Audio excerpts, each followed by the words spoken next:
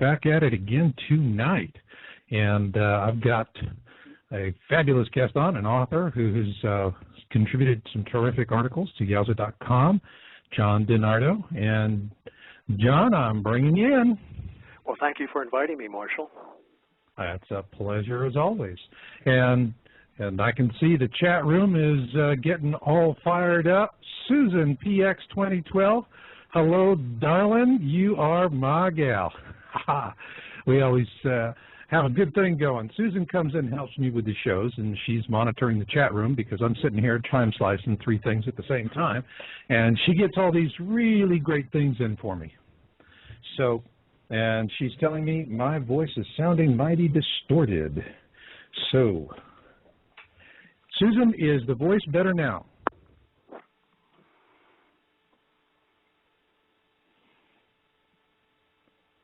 All right, I'm in the studio. So while I'm getting my voice issues worked out here a little bit, first off, John, why don't you introduce yourself? Tell people how you came to the topic of Planet 12. Well, I heard about Planet X in 2002, and immediately, without any knowledge at all about the subject, I had a spiritual understanding of it. I just knew that it was true, and I just feel this was something from God compelling me to get into the subject and to warn people about it and try to bring them to a closer connection to God as a result of these catastrophes that are coming to people in the world. As we know that fear often breeds a closer relationship with God. And that's what I felt compelled to do. Well, anyway, the more I learned about it, the more I realized that this subject really did harmonize with all the prophecies of the Bible. And not only that, I began to study the scientific evidence, and because of my background as a physics teacher and an electronics engineer and electrical engineer, I understood the electric solar system as people were beginning to present it, and how this electric solar system actually caused much of the devastating phenomena that we have witnessed throughout history, and that we'll probably be witnessing again as this brown dwarf star makes its entry into our solar system. So, when did this all start? For me, I mean, I always get the question, how did you come into this? Every time I do an interview with somebody else.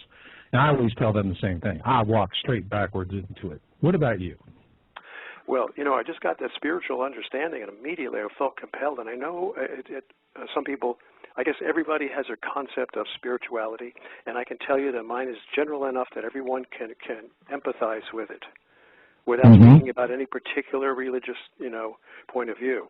I just felt compelled by the Creator, God, to get into the subject and to start warning people that indeed it's true and a time is coming. And the more I learned about it, I started reading books by Mark Hazelwood and other people, and began to study and see that, yes, this does make sense. According to the physics that I know, it makes sense in terms of the simple phenomena that we experience every day. For example, electrical discharges.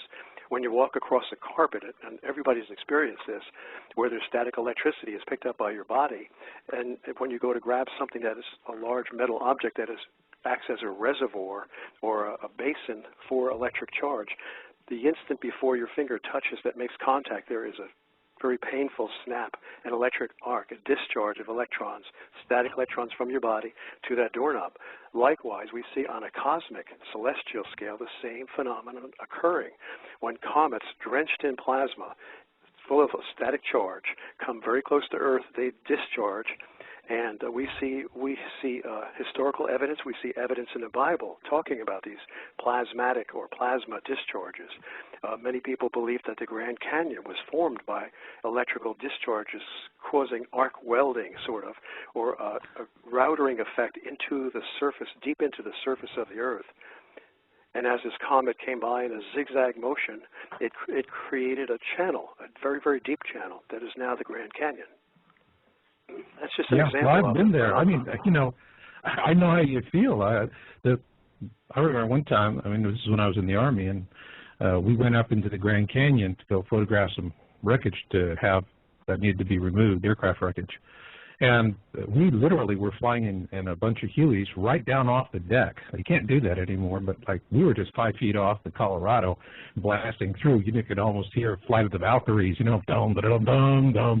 It was pretty impressive. And as I was going through, you know, and I was a young fellow, but I remember looking at the walls of the canyon and going, don't tell me a stream did this, or a river. You know, I'm sorry, this is hard rock here. You know, it's not going through sandstone. But you know, but we see these things also. Mars, largest canyon in the solar system is on Mars, Valles Marineris, and so now, isn't the way routing that was water too? Huh? Right. Isn't this the way routing? You take a routering tool and you carve a channel into a piece of wood, and that's similar to what happens with these discharges in the Earth. So we have electrical phenomenon occurring, and not only that, as you know, the electrical phenomenon, the discharging that occurs between close-flying comets that buzz and graze the sun, causing discharges and sort of a reactionary solar sneeze, so to speak, that's called a coronal mass ejection, whereby charged particles are sneezed out in all directions by the sun, impacting all the planets and devastating those planets in many different ways. So there's so many electrical effects that we are basically our enemies, enemy weapons coming against us right now in terms of electrical and electromagnetic forces. Yeah, I agree. I mean, you and I both see these things. We're both in it for the species. And you can't, you know, I came to this and I didn't come to it with any sense of connection to the other side or to a greater God. But as you are in it, you know, about halfway, if you don't have that, it really piles up on you and makes you start to feel pretty hopeless. And on the other hand, if you can connect, and that doesn't mean you throw the science out. You got to find a balance between the two. It's almost alchemical, if you will. But when you do that, I find that it gives you a sense of balance and hope for the future. What about you? Oh, for sure. I mean, there's no human safeguard or platform or foundation that I can rest upon. No human being can look to anything that can look even to the highest achievements of man to protect themselves from these disasters. I mean, even the most technically guarded and founded, with the deepest foundations of technology and science cannot protect these men of power from what's coming. I mean, they're building underground cities, and still they're concerned. They're very worried about the integrity of these cities. In fact, here's something that I got from somebody, somebody who's sort of on the inside, who's worked on the geological studies and the oceanographic studies that are going on right now. Okay, we don't good. hear anything So about. some good current data. Yeah, let's do that. And then well, this guy was saying we'll have to get into that. And I want this because I'm doing research.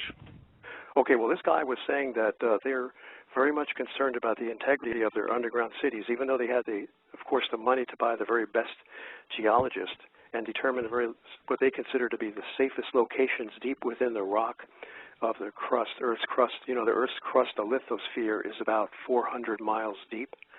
And I guess they went down several miles and found what they consider to be the safest regions, but still they're concerned. So what they did was, this person told me that they've actually been creating earthquakes with HAARP around near those regions where their underground cities are, just to test the integrity of those underground cities, because that's how afraid they are of going down there and being buried alive. Whoa. That's some serious stuff. So they went down 2 miles, and now all of a sudden, the best laid plans of mice and men, right? Yeah, I mean, I don't know how many miles. It could have been 4 or 5. I'm not sure exactly. But if you look at the earthquake, now we can corroborate this information by looking at the depth of some of these questionable earthquakes that people are insinuating are caused by HAARP. If you look at the depths of them, that might tell you that, yeah, maybe HAARP did generate these earthquakes at depths very close to those depths that are where the underground cities are built, just to test the integrity of the rock structure to see how well it'll hold up in a man-made earthquake. Wow. Well,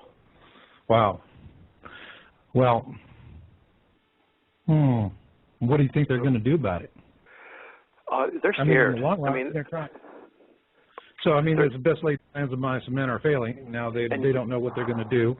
Well, they're still going to go underground, but the best laid plans of mice and men are quite questionable and quite dubious when you've got a planet that's going to come in and wreck the entire, you've got a brown dwarf star that's going to come in and wreck the entire surface of the planet. Right. I mean, they knew from the beginning that what they were doing was, just a long shot, to say the least, building these underground cities. I mean, my theory is that Schneider was talking about all of that. He was talking Schneider? about. Oh, I've heard. Yes, I read about him in your book, and I've seen some of his videos on YouTube. But I'm really sort of pleasantly surprised to hear that Phil Schneider was expressing the same or interpreting the power elites' fear and apprehension about this whole thing, despite the so-called complexity of their cities. Is that true? Mm-hmm. I can imagine they would be, because this is a superhuman event, and man going up against a superhuman event is like it's just there's no match at all. So anyone would be quite apprehensive about it, I'm sure. I would be. In fact, I would never go underground except for the solar scorching that's going to come. That's the only thing that would drive them underground, is the solar scorching. Because how else can you escape it? Yeah. I mean, when we were doing the channeling research, we had guides that were telling us, and different guides, and they all said this 2 miles underground plan was not going to work out for them, that they weren't going to fare that much better than anybody that's on the surface. Well, yeah, I mean, but I'd rather be on the surface in an earthquake than underground, but I believe, this is my surmisal anyway, that's my best guess based upon what I see coming. And we know the solar scorching is coming. If you see the movie Knowing, you see a graphic portrayal of that solar scorching that will basically kill most of the life on Earth, on the surface. And that would be the only reason that I could think of why they would want to go underground. Certainly not to protect against earthquakes, certainly not to protect against floods. I mean, they would have to come back out of the ground when the flooding comes, come back out of the ground when the earthquake happens. And they don't know, because those events may be happening simultaneously. So I think they're scared. They're like a fighter, going up against a world champion, and they know they don't have a chance of winning that bout. Yeah, I mean, it's not working out for them. But it really goes to the heart of what we're going to be talking about tonight, which is dead men tell no tales. And I think that a lot of these incidents where people who were really getting to the heart of the matter met very sudden and tragic ends. And this was happening years ago, back even before, in some cases before I was even getting involved with it. And in particular, is that article, that fabulous article that you wrote for Yowza. And I can remember at the time we published it, I thought it was just an interesting article. It needed to go out. But what I realized was that after we published Planet X and the Mysterious Death of Dr. Robert Harrington, and by the way, for my listeners, in the show description is a link to that article on Yowza.com, and you can go and get there and see what was written. This was back in May 2008. But this explained to me why all of a sudden there was this inexplicable stoppage, as though the whole topic of us being in a binary star system fell off of a cliff. All of the astronomers and scientists and science writers got a simple, subtle message with his death. This is a third-rail topic. People with power will not tolerate you talking about it. And if they can take a run at you, that's it. You're going to be running a spumoni cart in front of the Colosseum in Rome if you're lucky. But with his death, I mean, I think it's really necessary for people out there to understand the mindset of the people who did this, because, as you just mentioned in the opening of the show, things are not working out, okay? And the dots are not connecting the way they thought it would. And they went to extreme measures to, well, let's just call it what it is, to assassinate people that wanted to come out and tell the rest of us poor schmoes what the heck's going on. Robert Harrington was one of them. Brilliant man. Tragic, sudden death. His widow believes he was assassinated for his work on Planet X. So do I. So let's start with that, and then let's get into some of the other folks. But then later on in the second half of the show, after we have done Dead Men Tell No Tales, what I want to do, John, is then take that, move it forward into the present so people can see how all of these dots are connected from our point of view as Planet X researchers. Okay? Okay. Dr. Robert S. Harrington was the chief astronomer of the United States Naval Observatory in Washington, D.C. Dr. Harrington is mentioned in a landmark New York Times article of 1983, prior to the launch of the infrared astronomical satellite. I won't read the article because it's very lengthy, but it's a wonderful article, and Marshall has it posted on his website. In that article, it mentions, I'm just going to quote the part, Dr. Robert S. Harrington believes that this is a brown dwarf star. I think it says it somewhere in the article. And incidentally, here's a very telling phrase in that article that everyone should remember, because it absolutely proves that this body is coming in. That phrase is that it's 5 billion miles out. However, that may seem like a long distance, but it's hardly, it says, quote here in the New York Times article of 1983, hardly next door, but still within the gravitational influence of the sun. This was 1983. This is from NASA, by way of the New York Times. So we've established from that, the powers that be, that this body is within the gravitational influence of the sun. Take an analogous situation. An asteroid flies by Earth way, way at high altitudes, and it's just barely within the gravitational influence of the Earth. Is that asteroid going to be pulled in? Yes, even though the force is rather small, it will be pulled in gradually closer to the Earth, and the closer this asteroid comes to the Earth, the greater the gravitational force of attraction becomes, and therefore the greater the acceleration downward toward the Earth becomes, because acceleration is directly proportional to the force applied to it. So this increasing gravitational force will cause it to accelerate. In fact, we know that according to Newton's universal law of gravitation, as two bodies get closer together, their gravitational force of attraction increases not in a linear way, but exponentially. So therefore, the acceleration will also increase exponentially. And this thing is going to come flying down to Earth at a tremendous speed until, of course, the friction of the air causes it to heat up. But in space, there's no air. So there's no friction to slow it down or heat it up. And this thing is accelerating at an incredible rate now toward the sun for the last 28 years, since it was acknowledged that it was within the gravitational influence of the sun. Plus the fact that when it's going, when it's making its transition from, the perihelion side of this trajectory to the aphelion side, where it's going out of the system, it's whipping around, and crossing the cusp. I use the analogy of you go to the park on Sunday for all the games and the rides and whatnot, and there's that big ride that you have the whip. And it whips around, and you just sit there in that little car for a long, long, long trip that's slow and tedious, and you wave at everybody and try and look excited, but you're really bored stiff. And then comes around the end, and whap, that thing just whips you right around. And then, you get your jollies. Well, I mean, what you're describing is part of it speeding up. The other part of it is it's going to be whipping around. Yes, right. I mean, look at the analogy. You're a fisherman. Okay, and your reel is way out into the water, and you latch onto this big fish. That big fish is Planet X. You, the fisherman, are the sun. The fishing line is the gravitational force of attraction between the fish and you, between the sun and Planet X. So as you start reeling it in, you're applying a pulling force, just as gravity is applying a pulling force from the sun to Planet X. Now, as this fish comes in, it starts flying over your head. Now the fish is no longer coming toward you. You're no longer reeling it in toward you.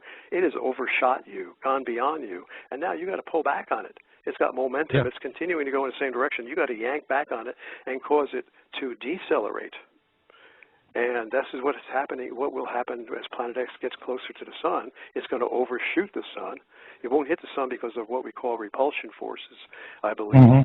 And I don't think that's too well understood, but it never has hit the sun in all of its many passages over the millennia, so we know it will not hit the sun this time either. But it's going to overshoot, and therefore the sun is going to say, hey, wait a minute, come back here. And it's going to pull back just like that fisherman will pull back on the line as a fish goes flying over his head. And that's going to take a while, but in the process it'll continually come back around as the sun's gravity pulls it around, and it'll really accelerate this body tremendously and whip it just like King David, just like little David's slingshot in the Bible when he killed Goliath with his sling, a stone in the sling. So this is that little stone could accelerate so much from that sling that it would hit a big giant right on the forehead and kill him dead. But just imagine what would happen to a brown dwarf star when this sun, 1/3 of a million Earth masses sun, with its gravitational swing, could do to this brown dwarf star, which is a puny 1,000 Earth masses. I say that facetiously. Well, anyway. Well, we got to be relative. But yeah, and I think that Harrington was seeing this, but also what we think is we were actually curious about Harrington's trip to New Zealand and what brought about his, again, just calling it like it is, like I see it, resulted in his assassination. And he had a telescope with a lens specifically ground for this mission. He was going to go looking for Nibiru, and we spent a lot of time on that and actually found that given the time that he went to New Zealand, and he did that at his own expense, and he went up to the top of a mountain, made his observation. If he had the right viewing sky, really good, clear, crisp sky, there was a brief 3 to 4 hour window of time before sunrise that he actually could have observed it at that time. Have you done anything similar in terms of backtracking and analyzing his observation trip to New Zealand? Well, actually, Marshall, I was the one who I believe I might have erroneously mentioned something that's really not key to this entire story. It doesn't change the veracity of the story. The fact that I believe Harrington said in his memo that he published prior to these telescopic observations, in a memo he said he was dispatching an appropriate telescope to a southern location. Now, I think my minor error was that he himself did not go down there, but he dispatched a scope to the U.S. Naval Observatory's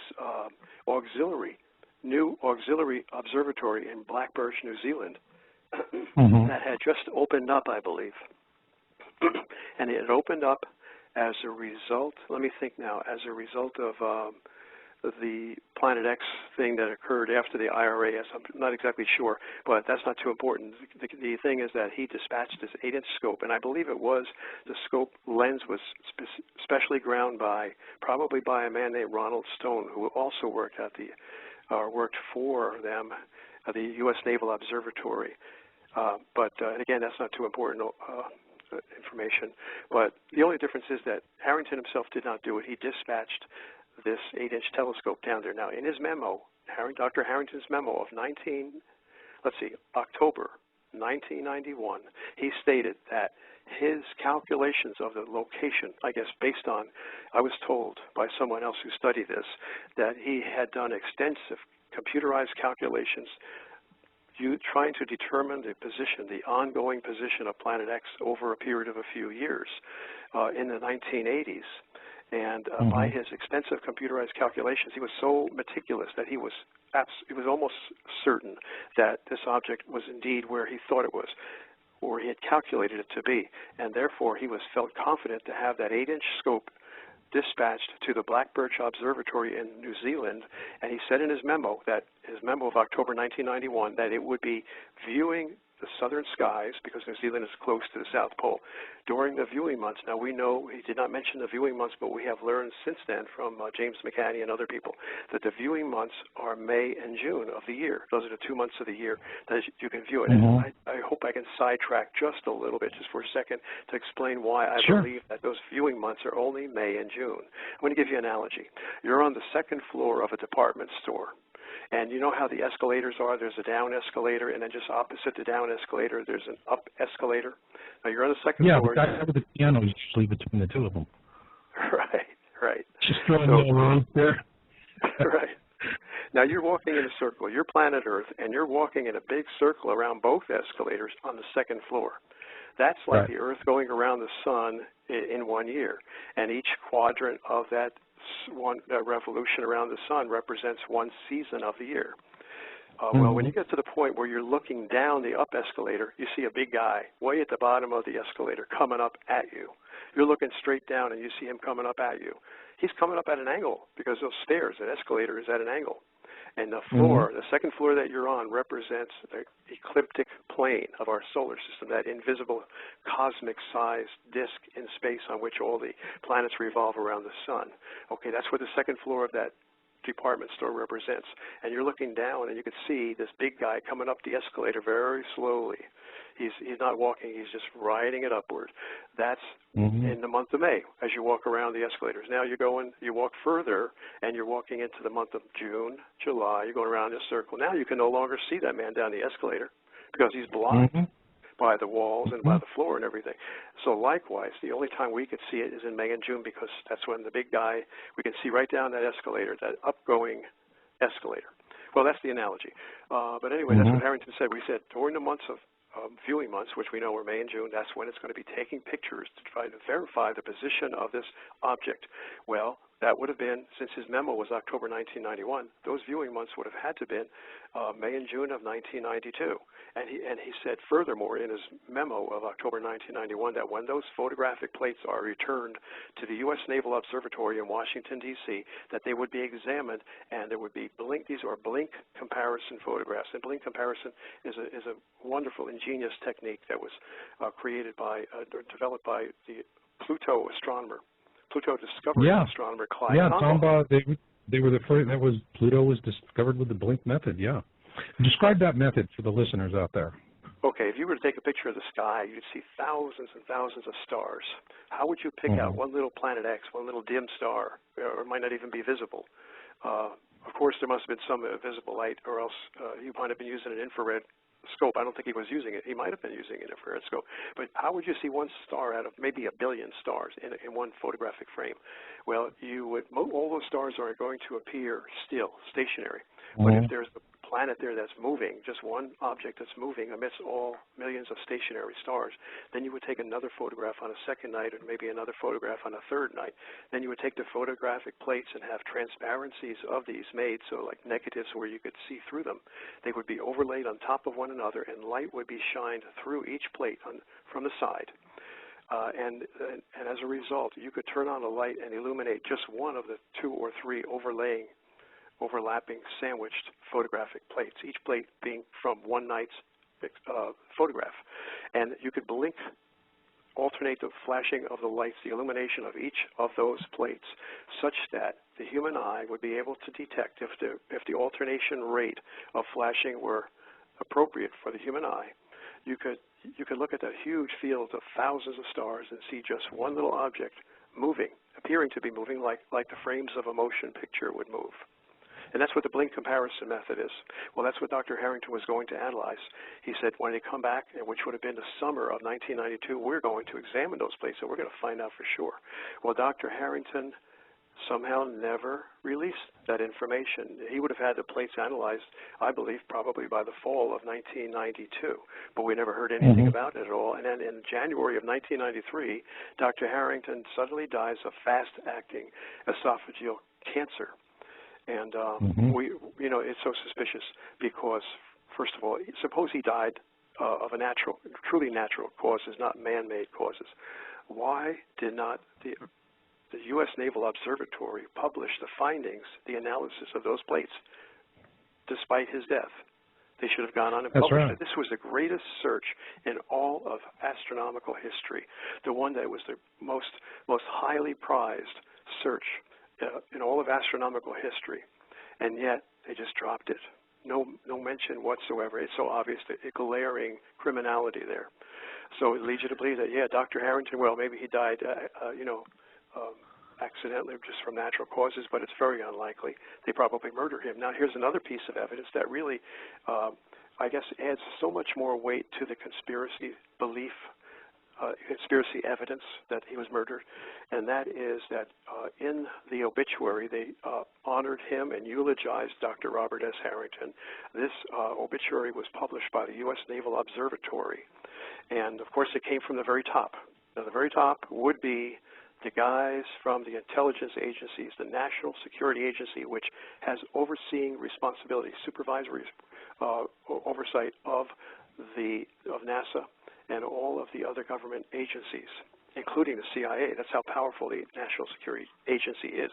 They would have said, "Hey, look, let's give this guy a nice eulogy, and let's try to make it look like, well, the reason that Harrington didn't talk about Planet X anymore in 1992 before he died was because he just lost interest in it." So that's what they said. They said toward the end of his career, Bob Harrington just sort of lost interest in Planet X. He didn't care about it anymore. Yeah, the obituary actually said that he was disappointed. And okay. There was nothing consistent with anything that else that happened. Just out of curiosity, what happened to the plates? That's right. I mean, even still, the plates would have been published, would they not?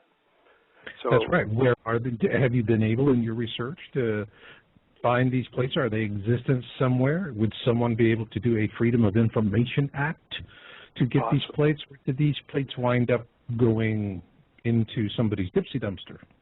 Yeah, I mean, it's possible. I've never gone to the point of trying to get a Freedom of Information Act request to find the in fact, I would be afraid to do it. I'd probably wind up dead myself just requesting the plates.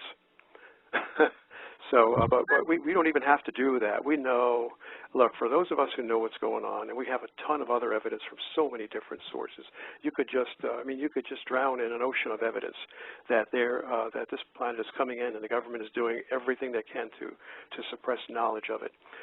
Those of us who know, we don't need any more evidence to know that Dr. Harrington was very likely murdered. And even you mentioned his wife believes he was murdered too. I didn't even know that. I didn't know that his wife had offered any comment on it. Yeah. No, I mean, it came in through friends of the family, and so. That's terrific that you got that. Yeah, yeah, and I think when we look at Harrington and this mystery and this shutdown, one thing is certain for me.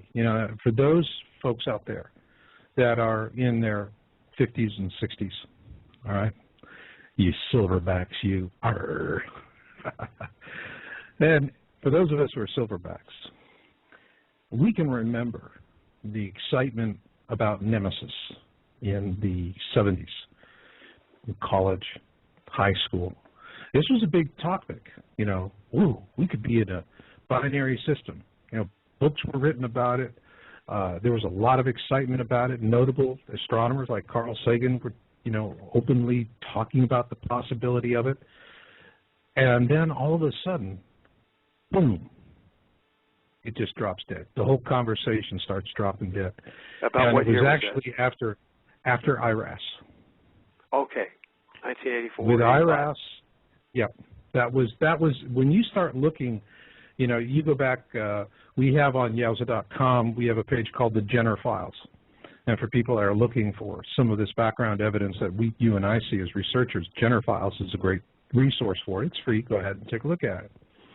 But you're going to see a consistent pattern that, after IRAS, the conversation on Nemesis came to a screeching halt.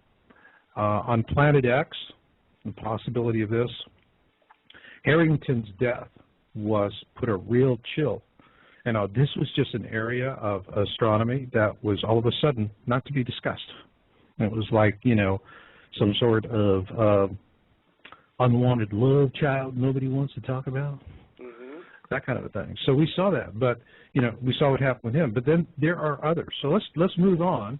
Let's talk about a couple of these other folks that seem to meet these mysterious Planet X ends, or as the show title goes, Dead Men Tell No Tales. Arr. Okay, Marshall. Just one comment. You brought something to mind when you mentioned the chill that had been cast over all of the scientists in that field where they felt suppressed. This is from the 1983, January 30th, New York Times article. This was just before the National Security Agency stepped in and intimidated everybody. Quote, recent calculations by the United States Naval Observatory, that's Harrington and Van Flandern, have confirmed the orbital perturbation exhibited by Uranus and Neptune, which Dr. Thomas C. Van Flandern, an astronomer at the observatory, says could be explained by a, quote, single undiscovered planet, unquote. He and a colleague, Dr. Robert Harrington, calculate that the 10th planet should be, et cetera, et cetera. Now, there you go, Tom Van Flandern. He was the associate of Dr. Robert S. Harrington. After the security agency stifled everyone, Tom Van Flandern would not speak anymore about Planet X at all. Oh, as far as I know, he made no statements whatsoever, even when questioned about it. So there you go. He was intimidated. And also, let's see now. You know, discretion is the better part of breathing air. Right.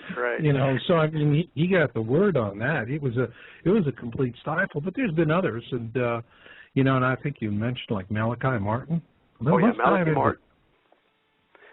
You know, everybody's heard that famous soundbite from Coast. Although, you know, the funny thing is, that soundbite used to be all over the place on YouTube. I couldn't find it. Oh, really? I still have it. I still have it on my hard drive. Oh, but it's on the internet, though, I believe. You can get the audio because it's just there was no video accompanying it. Although you're right. In fact, I did find it on YouTube just recently. So I'll try to send it to you. But anyway, Malachi Martin was a brilliant scholar, a Vatican-type scholar. He had 3 doctoral degrees, and he had been an advisor to several popes, one of whom I believe was Pope John the 23rd. Malachi Martin was 78, but he was rather in good shape. He was thin, and he was mobile. Had no apparent health problems at all. And then in the middle of, I guess it was the middle of, or the early part of 1999, he went on Coast to Coast AM, the night talk show with famous Art Bell, where they talk about paranormal, metaphysical subjects, you know, like ghosts and extraterrestrials and all that. It's a very popular broadcast with a large listenership. And he went on the Art Bell show, and Art Bell said, this was shortly after Art Bell had been criticized and blamed for the death of the 39 Heaven's Gate cultists, computer programmers. He got to get into that too. On that. Yes, they blamed him. But I mean, he really that wasn't right. Well, they blamed him because they were trying to discredit all the people who were bringing out information about this comet Hale-Bopp, which was the precursor, very much smaller precursor, advanced guard, you might say, to Planet X. And they didn't want anybody to know about Hale-Bopp. And I guess we're getting off a little bit, but we can get back to what we were talking about with Coast to Coast AM and Malachi Martin. But, you know, when Hale-Bopp came in 1997, the government was very much afraid because they thought it was, this was what I read from James McCanny. Now, I trust his background on it. He seemed to have a pretty intimate knowledge in his interview with Rick Martin a number of years back. But McCanny said that the government knew about Hale-Bopp coming in. They thought it might be wormwood. The Vatican even sent an email, a message to the NASA asking, is Hale-Bopp wormwood? So the Vatican was very much concerned, and they had built, I think it prior to or right after Hale-Bopp, I'm not sure when, they went in there and constructed this elaborate astronomical observatory on Mount Graham in Arizona. And in the interview, that's how much the Vatican was involved in this whole thing. In the interview with by the way, before you go on, Mount Graham is ideally situated for the longest duration of observation for Planet X as it flies through the system. And so they have, and it's a pristine viewing site. There's not that many around the globe, and that is a pristine site. So, I mean, they're sitting there situated to where they can watch it. And in terms of wormwood, what I've always been saying for folks is the reason, I believe that since this object is coming up from the southern skies, the official report, the official sighting, which will be not too long before we can see it with the naked eye. It's what I call the 7 by 35 threshold. You know, once we can just get a household pair of binoculars and we can see it, that's when they're going to have to come level with us. But I think that the observatory that's going to be credited with the formal observation will be Project Wormwood in Learmonth, Australia. It's up in the northwest tip. And this is a site that does infrared investigation for near-Earth objects that are in Earth-crossing orbits. That's what they're really, that's part of a space guard operation, so they would be the logical ones to do it. And so, you know, of course, whenever elites can do something that lends to self-fulfilling prophecy, they always go in that direction. So that's the reason why it will be called Wormwood, in my opinion. Yeah. Okay. Well, in this interview in 1999, this was 2 years after Hale-Bopp had come and gone, and fortunately it did not hit Earth. It did not cause devastation on Earth with a close flyby because of the tail drag of Hale-Bopp slowed it down so that Earth was able to go around that big circle on the second floor of the department store and get far away. It was in a different, Earth was in a different season of the year where it was not going to be severely influenced. But I did see Hale-Bopp in the sky. I took the dog out one night around 9 o'clock in the backyard, and I looked up and I saw this thing. It's if you were to hold an orange in your outstretched arm, that's about how big it looked to me. Maybe maybe a lemon. I saw it. Yeah, it was really a small orange or a lemon. Right. And, you know, it was really something else. What really amazed me was that on its way out of the system, it passed close enough to Jupiter that its orbit was reduced by 40%. And, you know, that to me is, when you're talking about these gravitational attractions of different bodies in space, wow, you know, this thing passed Jupiter at about 1 Venusian distance. That's the distance between Venus and the Sun. And it reduced its orbital duration from, you know, by 40% approximately, which means it's going to come back a whole lot sooner. But that's also part of something called Kozai mechanism, which explains how an object that is in a polar orbit is going to be very unstable, and eventually it's going to do one of two things. It's going to crash, death spiral into whatever it's orbiting, or it's going to get flung out into deep space and become a rogue object. And so Hale-Bopp, you know, is arguably it's already in the death spiral. That's interesting too in terms of Avebury 2008 formations and crossing the cusp. I spent 5 chapters on that, and the thing that's really startling about that formation is it shows all of the planets exactly where they should be in 2012, except for Pluto, which is advanced in its orbit. So in other words, it's being perturbed in its orbit, which means that Pluto's eventually going to either death spiral in or just fly on out.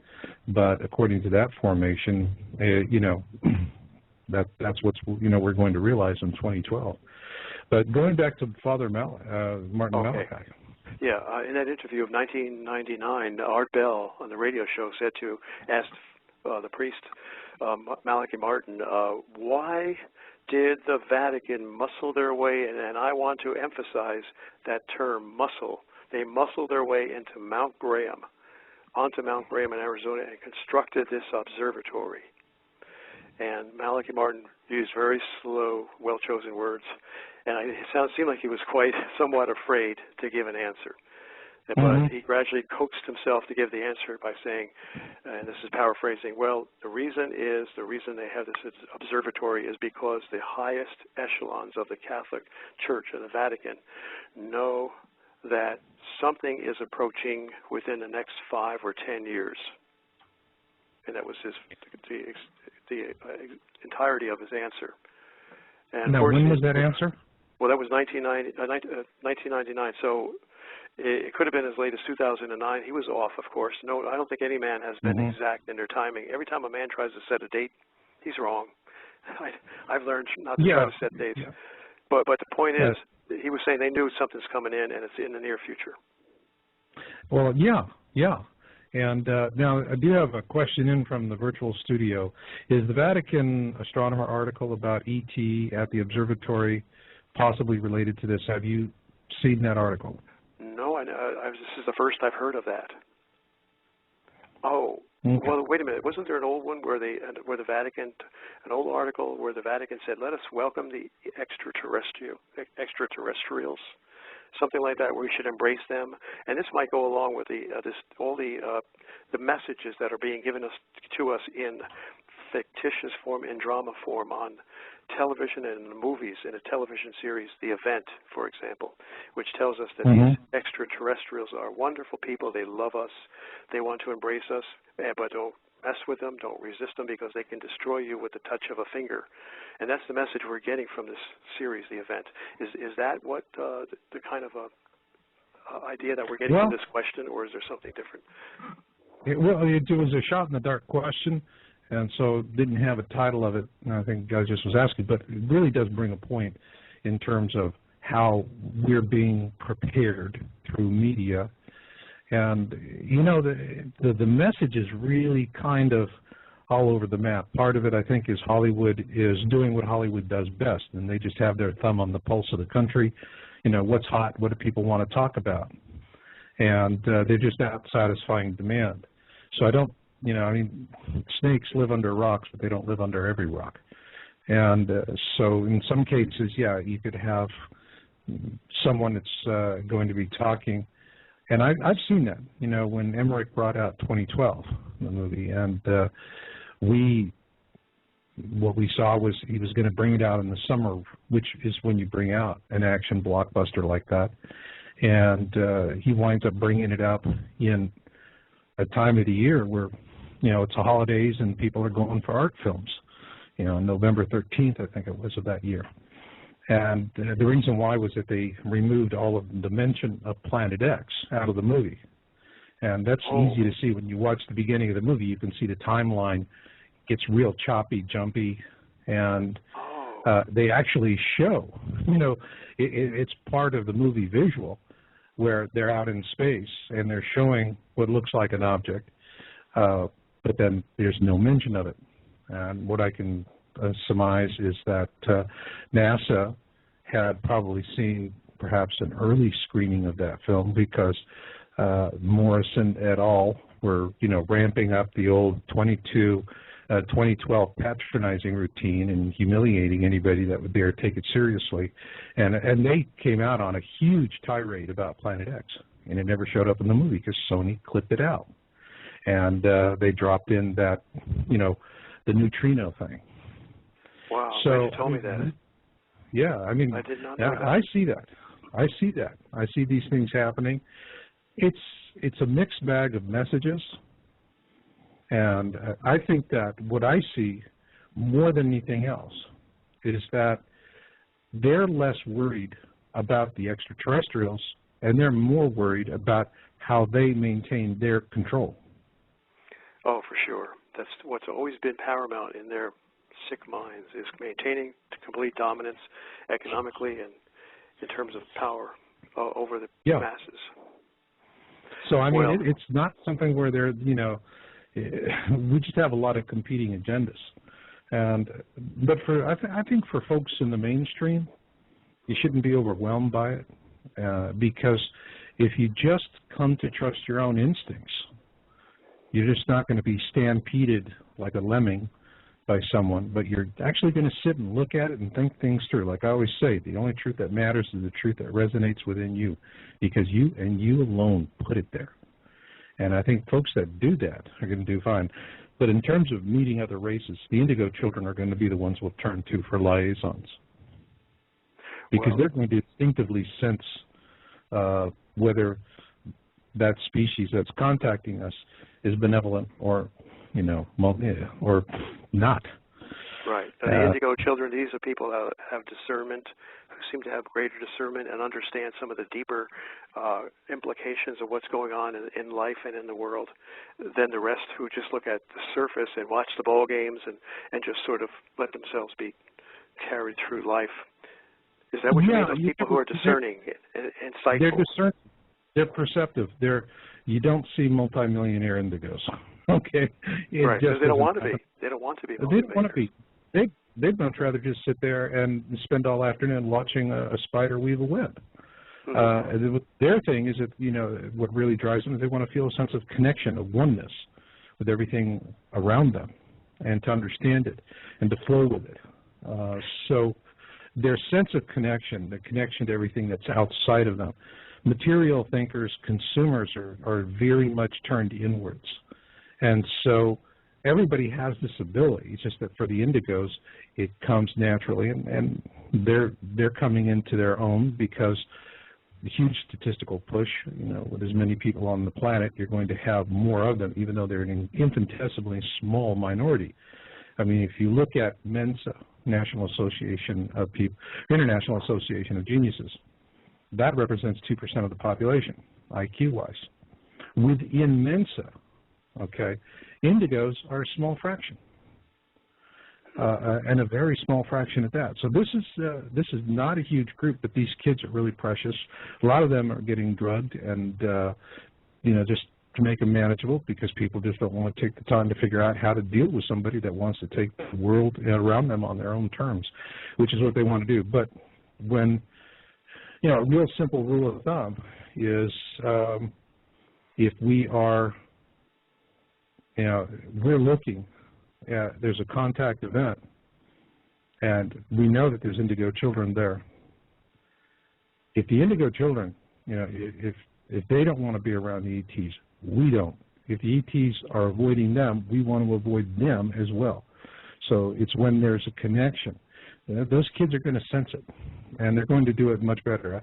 I mean, I wouldn't want to trust politicians. Oh, no. Well, the indigo children seem to be those people who are somehow children of God, very close to God. And I think we can all understand, regardless of what, divisive religion we happen to follow. I don't follow any religions because I think they're all divisive. But those of us who just commune with God, we see that people who have this discernment seem to be given the discernment by that great power, that Creator. Mm-hmm. He gave us a mind and a mind to think and a heart to love. Mm-hmm. Absolutely.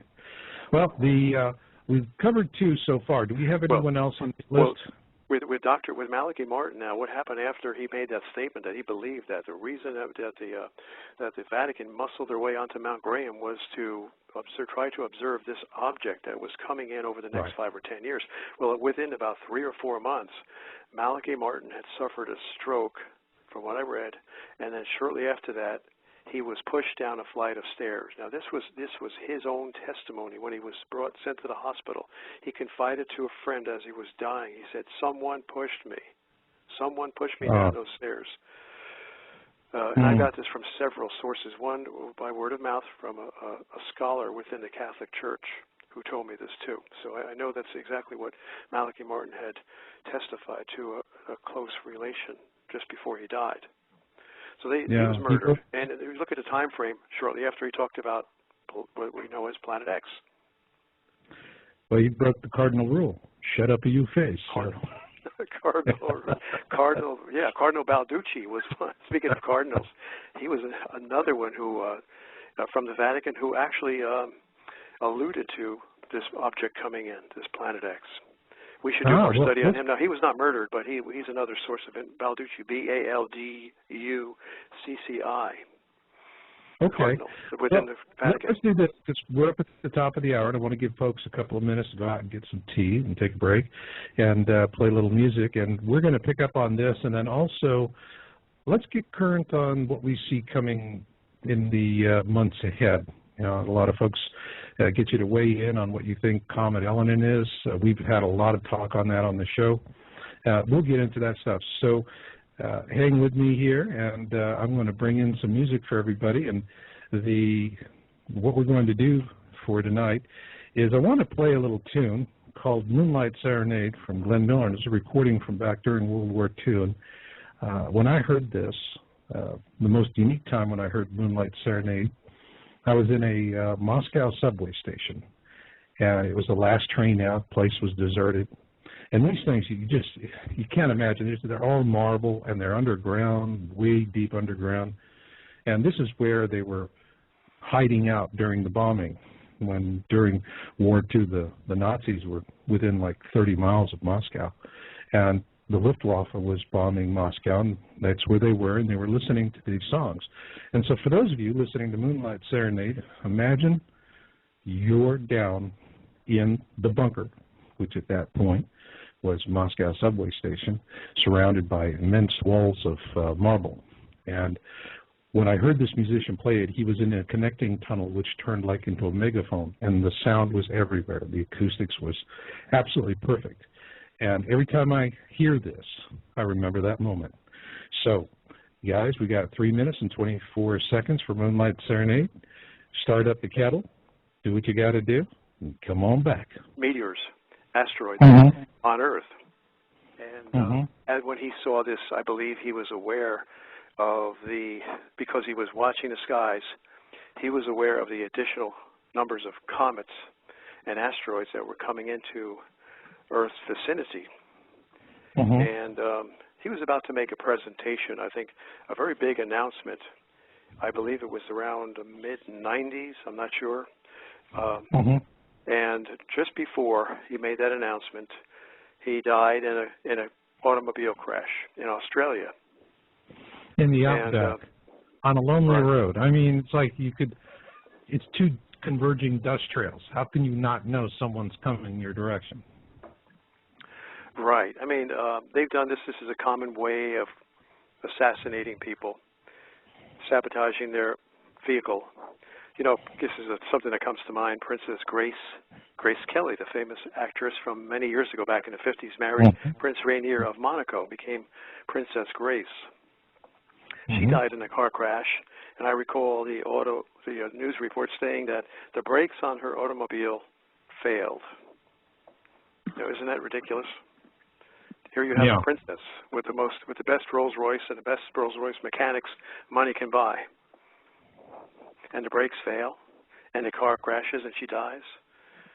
You know, if the brakes fail, usually you hit a tree or something, and you get a few scratches and bumps, or you might be injured but not die. Well, anyway. That's what happened to Gene Shoemaker, and it also happened to others in the same way. So that's another common way of getting rid of people.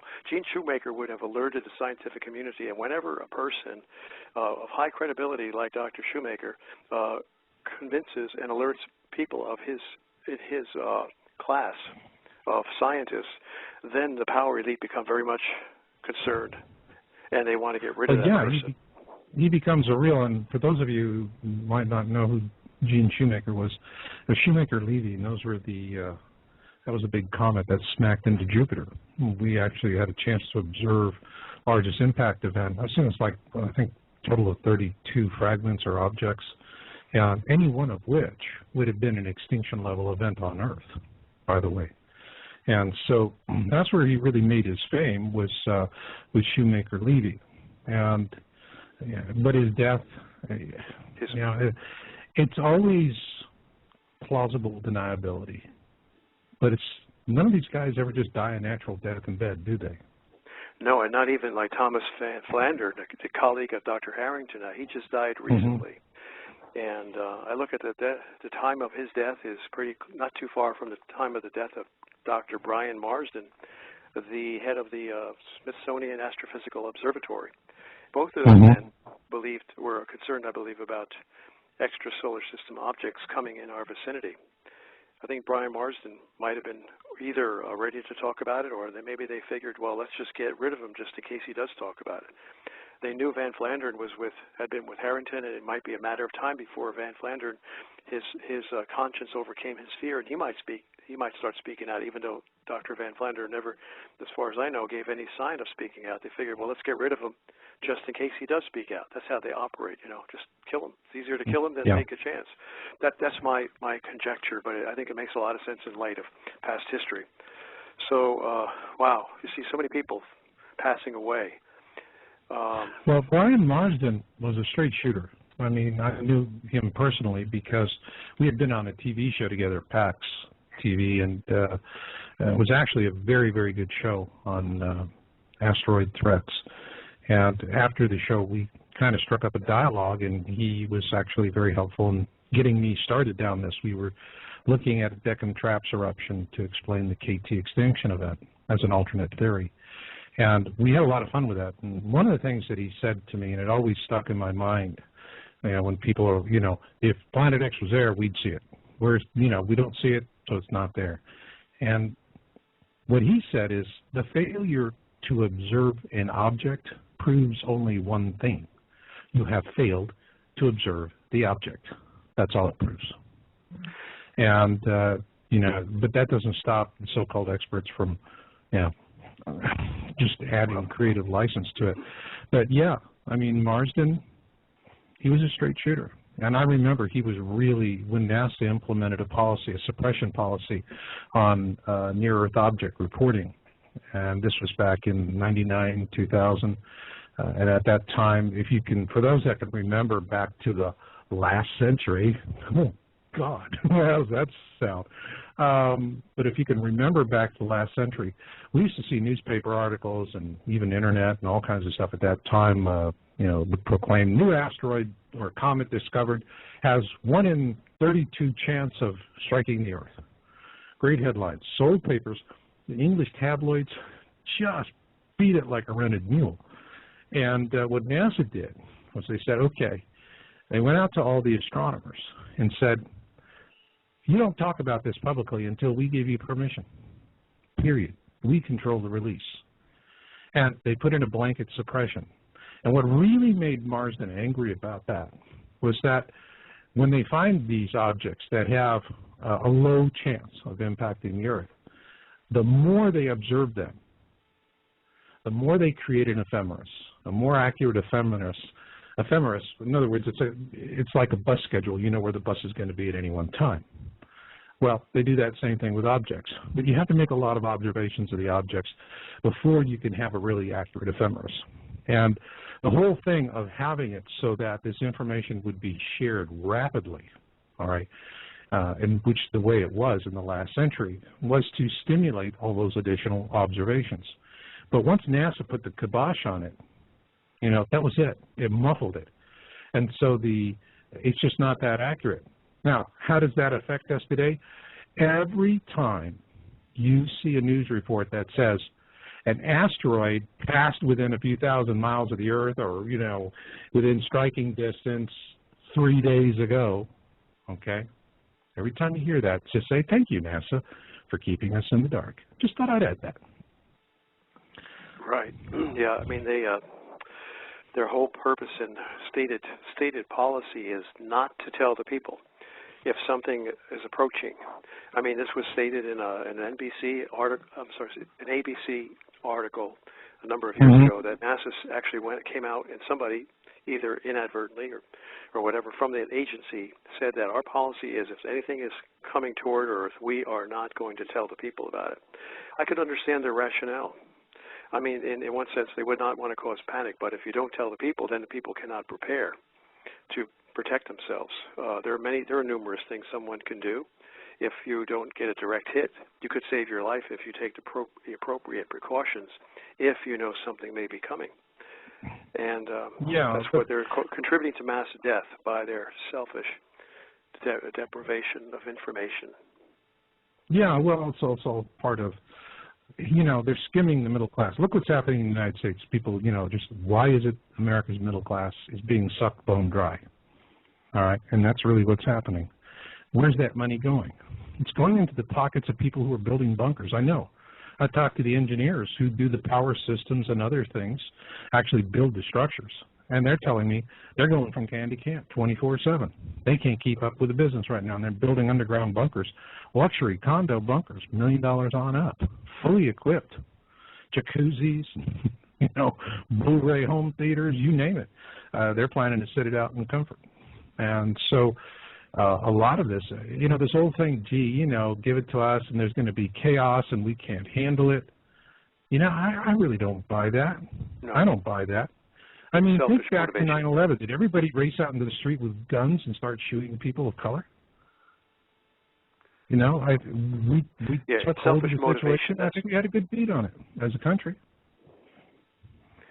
Right. I mean, the reason they don't want to tell us is because the people will, it's so obvious.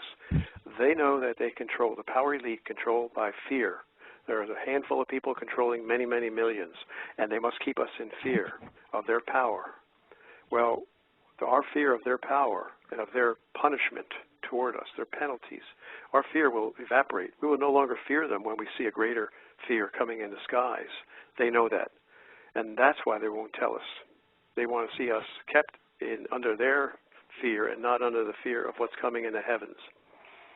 Then people won't pay their taxes if they know that you're going to be hit. They're going to just default under taxes.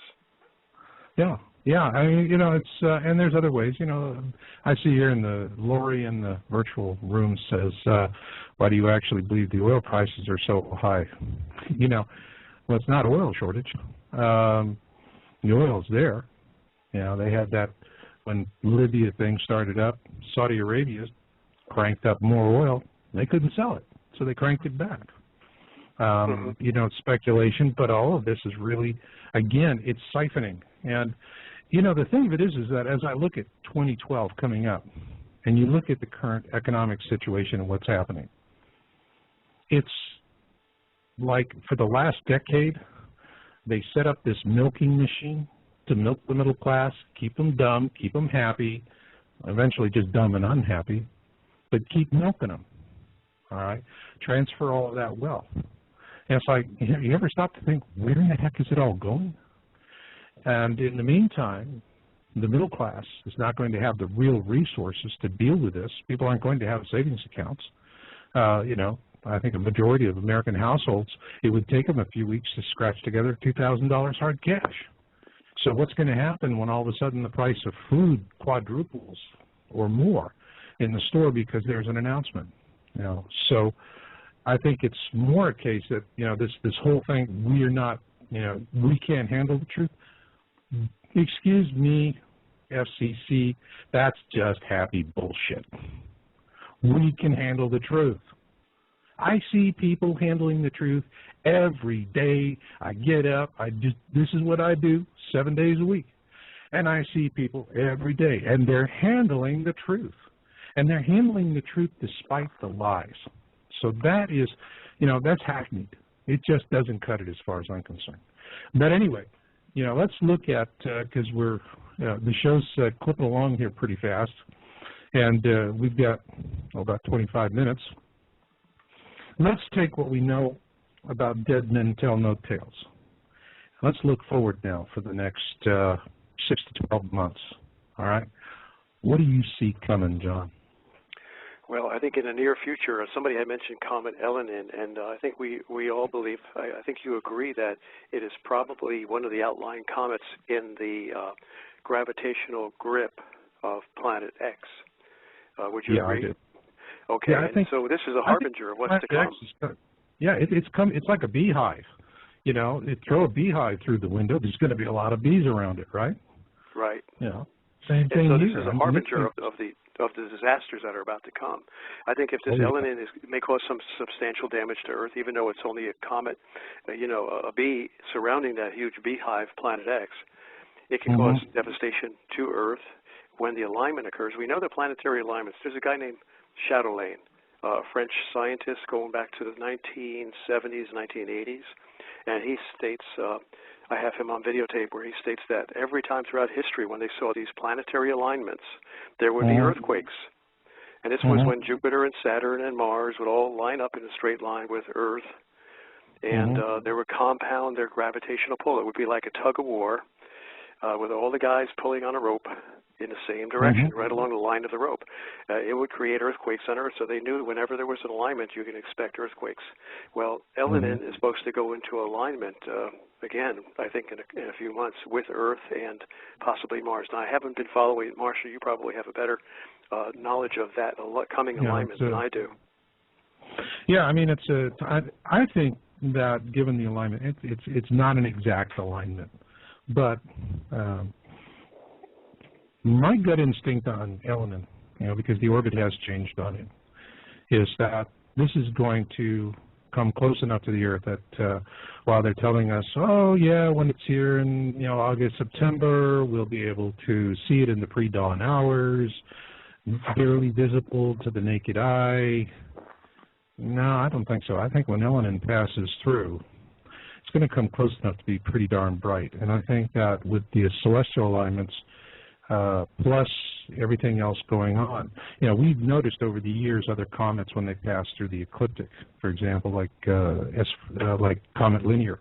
It hit the ecliptic and boom, that thing just like it hit a wall, shattered.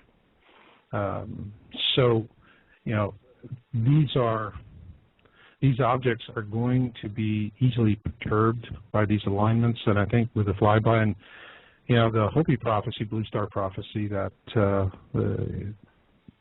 says the blue Kachina will unmask. I think what that really is saying to me when I read that is Comet Elenin is going to come close enough and it's going to shatter, explode, and then it's going to be bright. It's going to be really bright. Unmask, yeah. I mean, that's what that would imply. It's getting brighter all of a sudden. We're going to see it, and at the same time when we see it, I agree with you.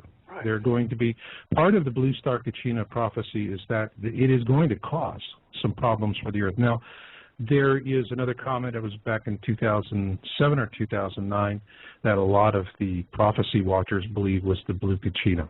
It was very, very bright. Probably at the time the brightest object was in the heavens. All Comet Holmes. Comet Holmes. But the thing about Comet Holmes was that it didn't, you know, we didn't have earthquakes or anything else happening around that time. All right.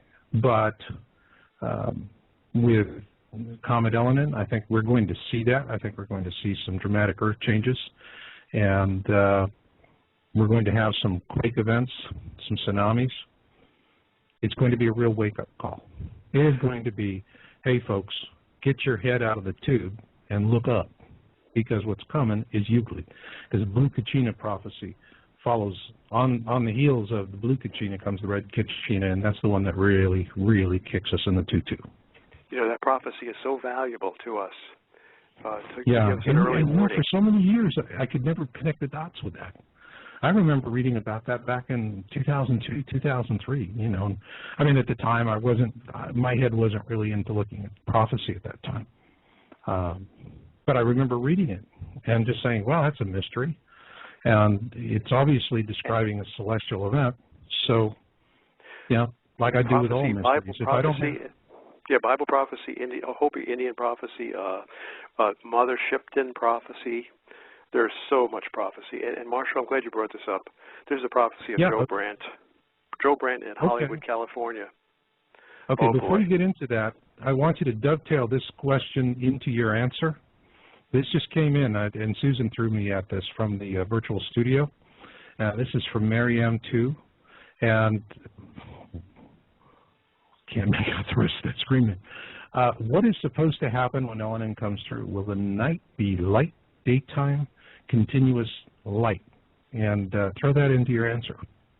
Oh, I don't know. I mean, when a comet comes close by, I can just tell you from a basic physics point of view, you're going to get, the body is close enough to cause gravitational attraction to the Earth's crust and the underlying mantle below the crust, such that earthquakes would increase. And there's no telling where the earthquakes would exist.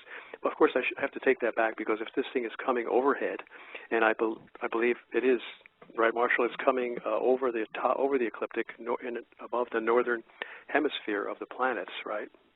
So if that's the case, we would more likely see quakes in the northern hemisphere, whereas before we used to see a lot of quakes in the southern hemisphere, because Planet X and its gang of surrounding comets were below the ecliptic. So now we expect more earthquakes in the northern hemisphere. We would expect all kinds of meteorological and geological disasters, including increased volcanic eruptions, which we're experiencing right now.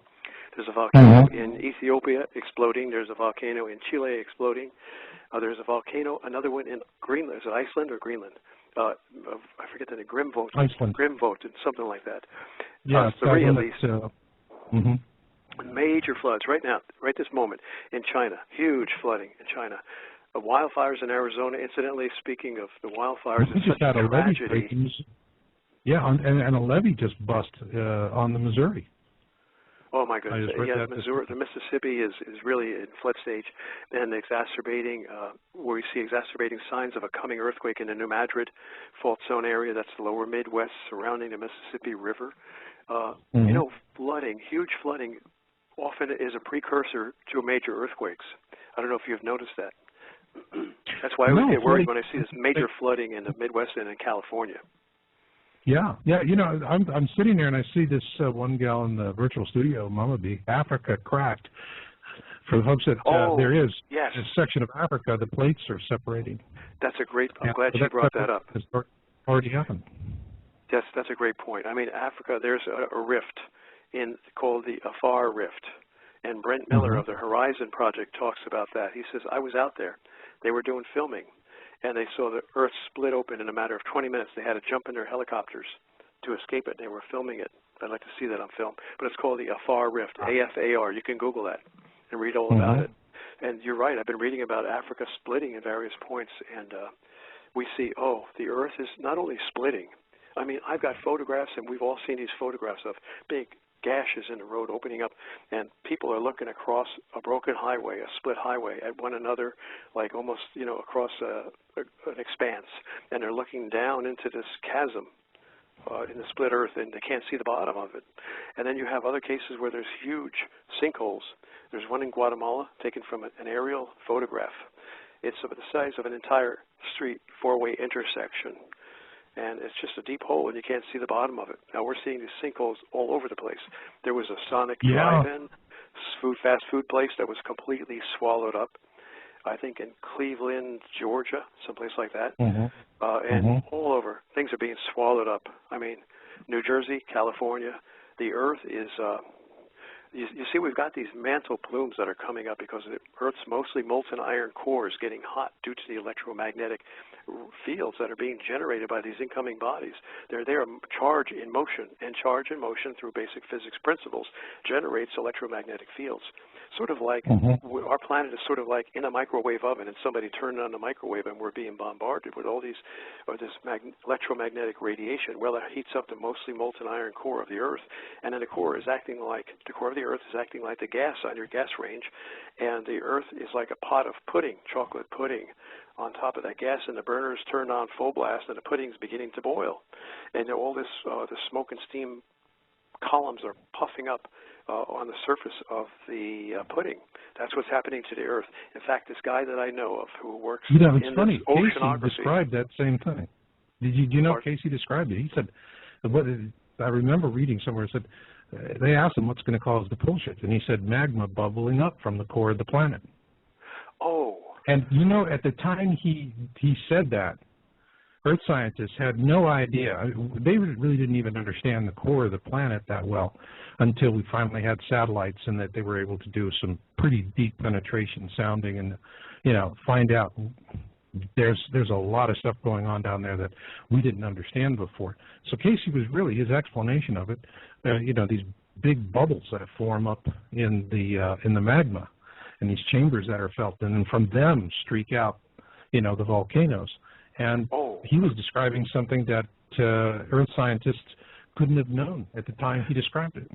Oh, you reminded me. Okay, this is what I got. Some information that I got just recently.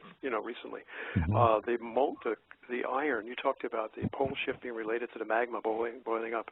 Well, I was told that there's been the scientists know this. The ones working with the government know this, and they're about the only ones who know this. That the iron core of the Earth is shifting. There's iron coming up through the core, again, probably due to heating and these mantle plumes. You can read about them in geology books. Mantle plumes are normal, but now we're getting an intense, greater number of mantle plumes due to the heating of the core.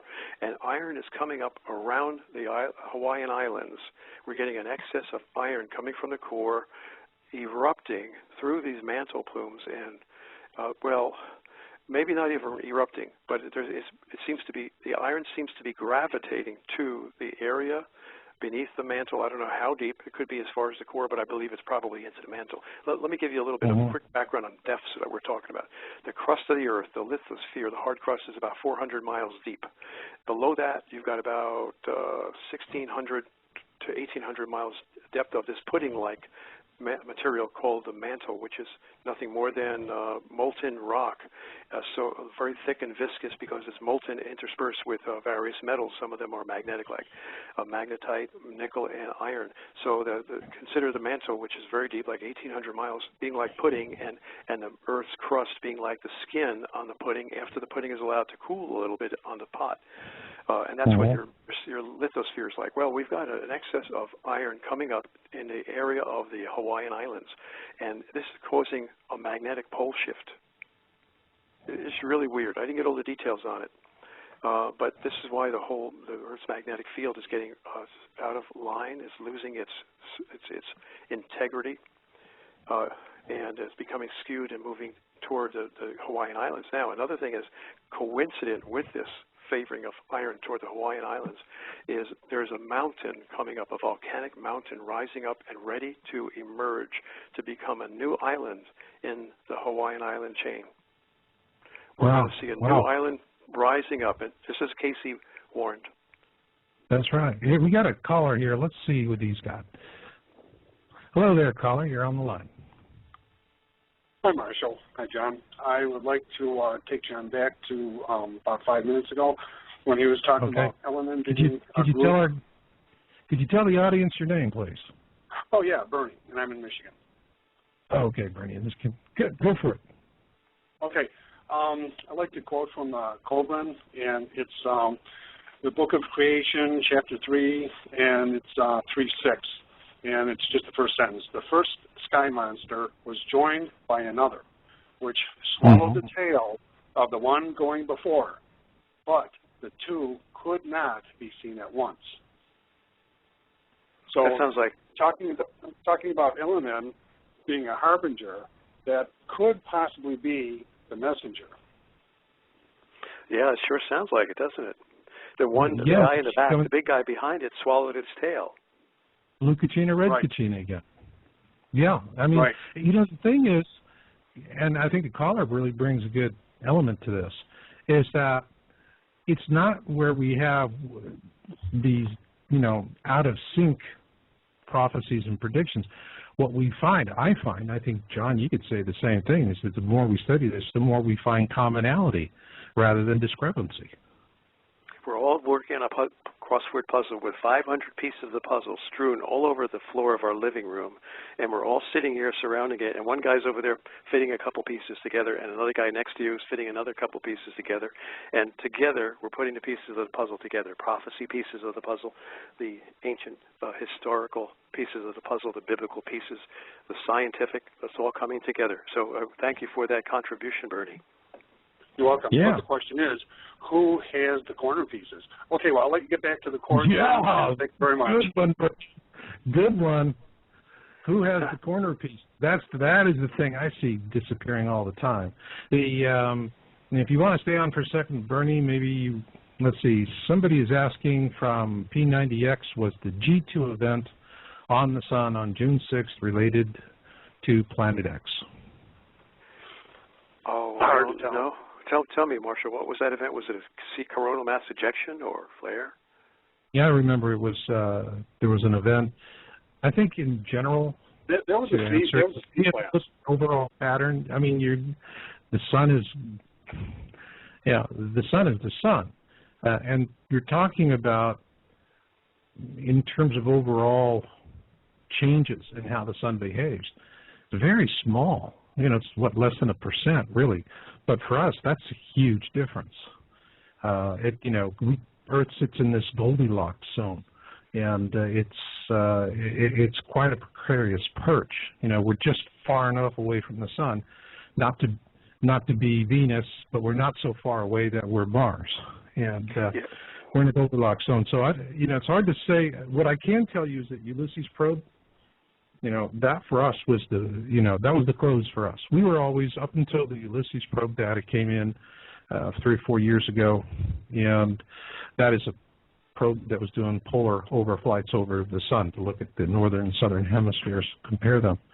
And it did a few passes, and what they found is that the southern hemisphere of the sun is markedly more active than the northern hemisphere. Well, there you go. And it's going out in a direction that's not it's not where the whole southern hemisphere, all right, is just completely energized, but rather it's more excited out to a region. It's like pointing down and out at like at a 45-degree angle.